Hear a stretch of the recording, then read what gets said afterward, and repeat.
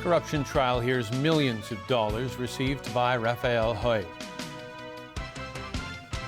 Debate heats up over future fuel mix.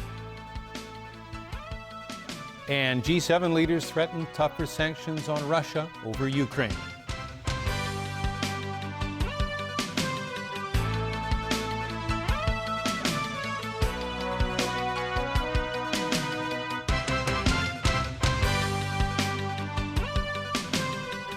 Good evening. We begin tonight with the corruption trial of former Chief Secretary for Administration Raphael Hui and 4 others.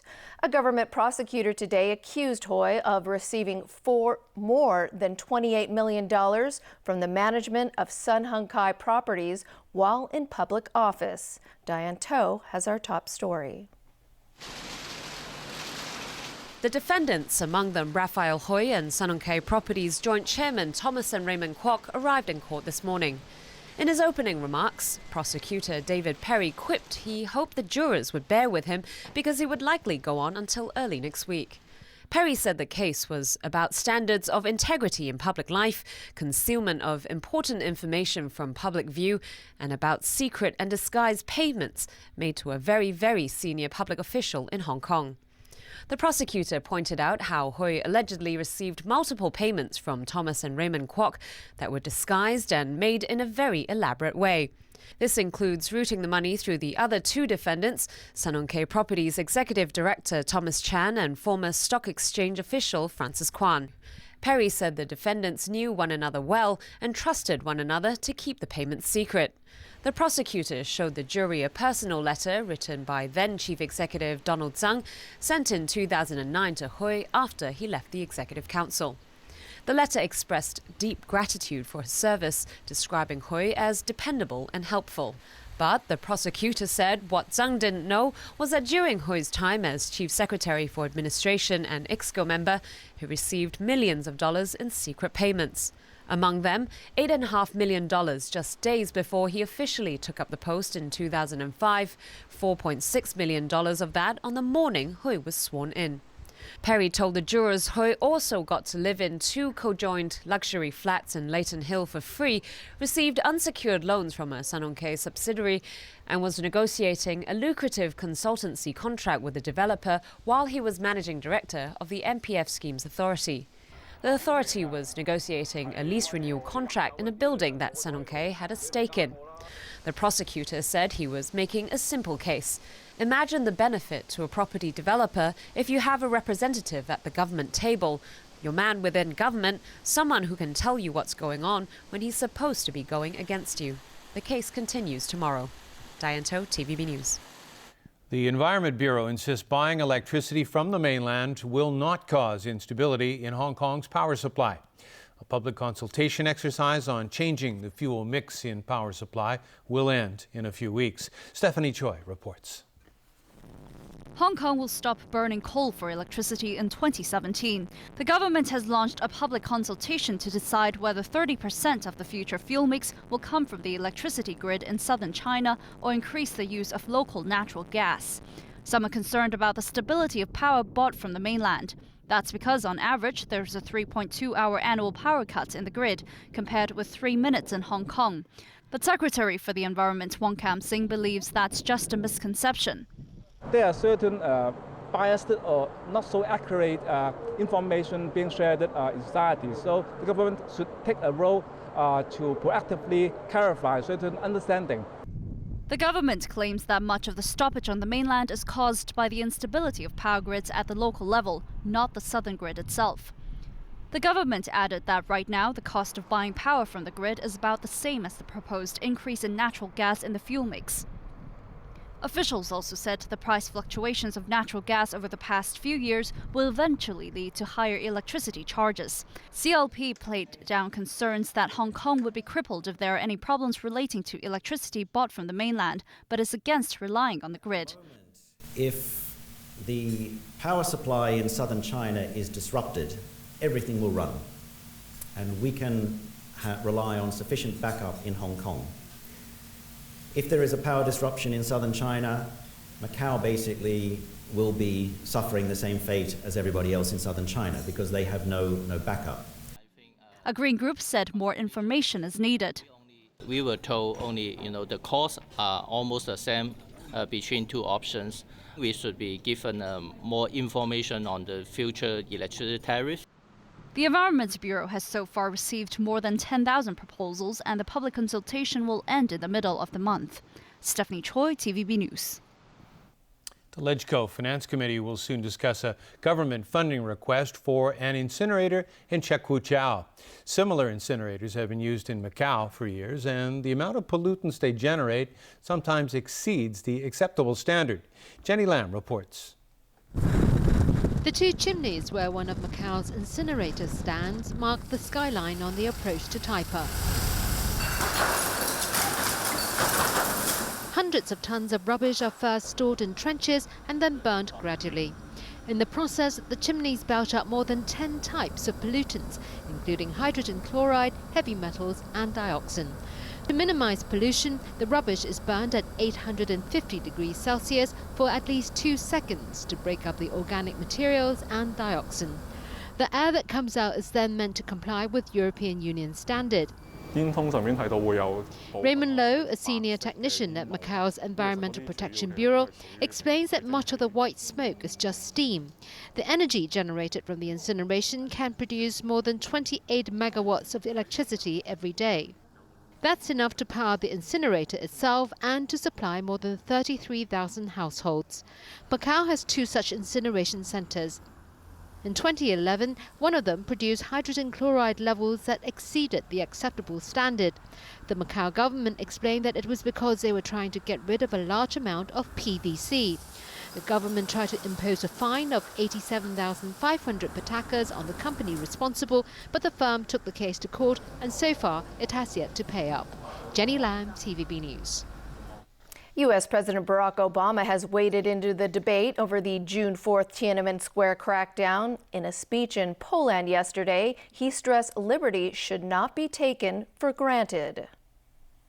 On the same day 25 years ago that Poles were voting here, tanks were crushing peaceful democracy protests in Tiananmen Square on the other side of the world. The blessings of liberty must be earned and renewed by every generation, including our own. The White House also issued a statement calling on China to better protect the human rights of its own people. Beijing hit back. The Foreign Ministry said the U.S. should stop making irresponsible remarks on issues relating to the country's internal affairs. A spokesman also said Beijing reached a conclusion over what happened in 1989, a long time ago. Leaders of the G7 industrialized nations have decried the use of intimidation by any country in territorial disputes. On the first day of a 2-day summit in Brussels, Japanese Prime Minister Shinzo Abe reportedly pushed the G7 leaders to single out China. Their statement, however, did not specify any country.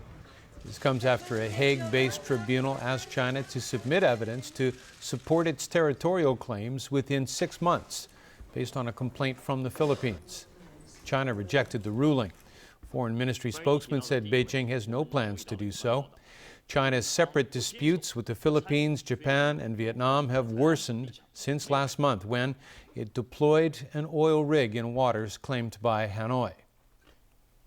On Ukraine, G7 leaders have threatened to impose hard-hitting sanctions on Russia if it doesn't help restore stability in eastern Ukraine. More on that from Alan Buknia. What would normally be a meeting of the G8 became the G7 after Russia's exclusion, following Moscow's annexation of Crimea. So far, the U.S. and the European Union have imposed what's seen as relatively minor travel bans and asset freezes on Russian officials. French President François Hollande is one of 3 European leaders scheduled to have a private meeting with Russian President Vladimir Putin tomorrow. Hollande said this G7 meeting is a clear signal of unity to urge Russia to stabilize the region. In diesem Zusammenhang haben wir German Chancellor Angela Merkel, who also has a private meeting scheduled with Putin tomorrow, said if the situation in eastern Ukraine doesn't change, a new round of sanctions could include restrictions on trade, finance, and energy. In Russia, Putin again denied that the Kremlin has anything to do with the separatist insurgents in eastern Ukraine. The West accuses Moscow of allowing troops to cross the border and even providing weapons to the rebels. He said if Western countries have proof, they should put it on the table. He likened the situation to 2003 in Iraq, when the U.S. said it had solid evidence of weapons of mass destruction, only to later be proven wrong. But he did say that if Ukraine's president-elect, Petro Poroshenko, plans to join the NATO military alliance, that would be a matter of concern for Russia.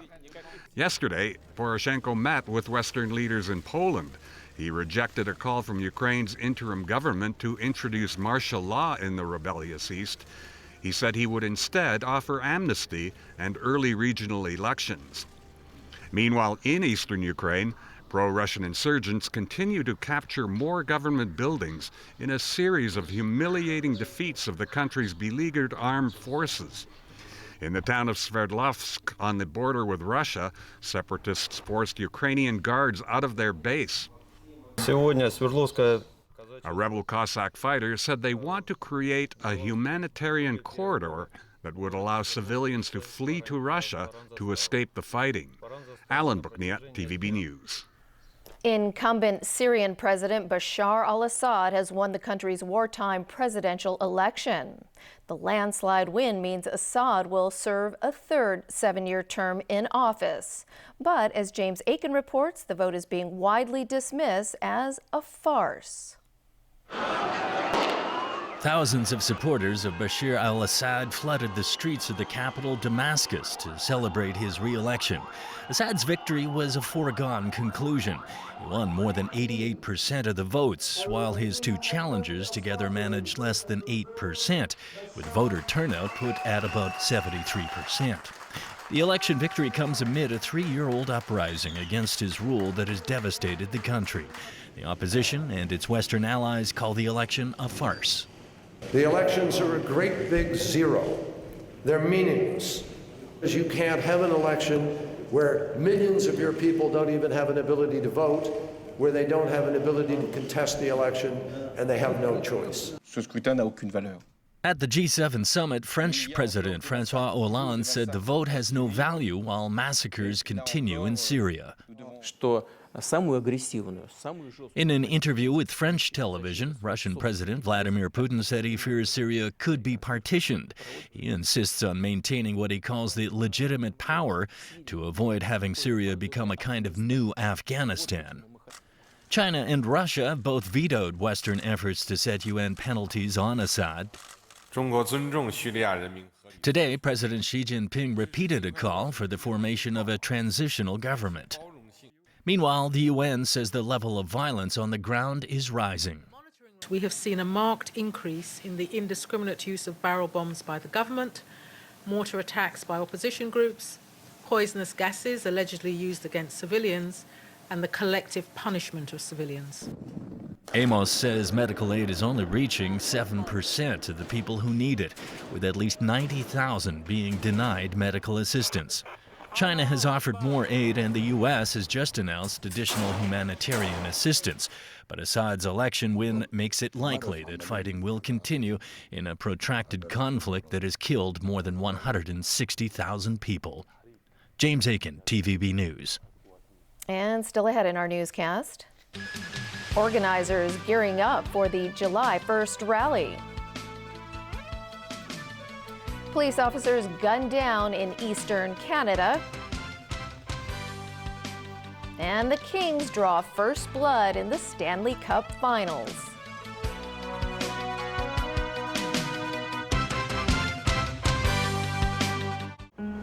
I want to break up with you this month. What? Why? Is there someone else? No, wait. 32! You're such a promiscuous... Shut up and look in the nearest mirror.